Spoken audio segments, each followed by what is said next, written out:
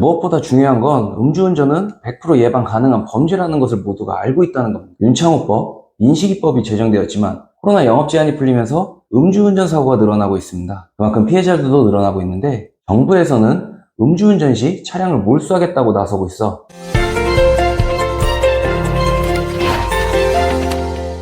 제가 영상을 찍고 있는 시점은 6월 28일인데요. 오늘 대검찰청과 경찰청은 7월 1일부터 검경 합동 음주운전 대책을 시행한다고 발표했습니다. 작년 3월경부터 음식점들의 영업시간 제한이 풀리면서 사람들이 다시금 술자리를 갖기 시작했죠. 현재는 정부에서 엔데믹 선언까지 한 상태고요. 그러다 보니 작년 음주운전 적발 건수가 약 13만 건, 음주운전 사고는 약 1만 5천 건으로 집계되었습니다. 코로나 이전인 2019년 수준으로 다시 늘어난 것인데요. 지난 2일 강남구 청담동 초등학교 스쿨존에서 음주운전 사고, 8일에는 대전 둔산동 스쿨존에서 음주운전 사고가 발생했고, 어제였죠. 27일에는 경기도 오산시에서 음주운전 사고로 횡단보도에서 사상자가 발생하기도 했습니다. 정말 안타까운 소식인데요. 해서 검경에서 음주운전자의 차량을 몰수하는 대책을 마련했는데 주요 내용 한번 살펴보겠습니다. 중대 음주운전 사망사고, 5년 내 음주운전 2회 이상 전력자의 음주운전 중상해 사고, 5년 내 음주운전 3회 이상 전력자의 음주운전, 기타 피해 정도와 재범성 등을 종합적으로 고려. 대검은 중대 음주운전 사범의 범행 도구인 차량을 압수 및 몰수를 구형하고 압수한 차량에 대해 몰수 판결이 선고되지 않으면 적극 항소하는 등 엄정 대응하겠다고 예고하였으며 상습 음주운전자는 구속수사를 원칙으로 하고요. 위험운전 치사상, 스쿨존 치사상의 경우 최대 무기징역이나 중형으로 엄정 대응하겠다고 예고하였습니다. 과거에도 음주 차량이 몰수됐던 사례가 있었는데요. 2017년 청주에서 음주운전자가 음주 단속을 피해 도주하는 과정에서 경찰관을 매달고 달리면서 다른 차량에 부딪혀 경찰관에게 상해를 입힌 후에도 멈추지 않고 도주한 사건이 있었는데 해당 사건에서 법원은 비례 원칙을 감안해 볼 경우에도 범죄가 중하여 부득이 차량을 몰수하는 것이 적법하다고 판단하였습니다. 몰수에 관하여 범죄 행위에 제공하였거나 제공하려고 한 물건에 대하여는 전부 또는 일부를 몰수할 수 있다고 정하고 있습니다. 비록 형법상으로는 몰수가 가능하지만 일반적으로 법원에서는 비례 원칙에 비추어 과다하다고 판단하여 음주운전 사고로 차량을 몰수했던 사례가 존재하지 않았기에 위 사건은 대단히 이례적이었습니다. 대검에서 엄정 대응하겠다고 예고하고 언론에서도 음주운전에 대한 보도를 하고 있고 이례적이긴 하나 과거 선례도 있다 보니 향후 법원의 판단은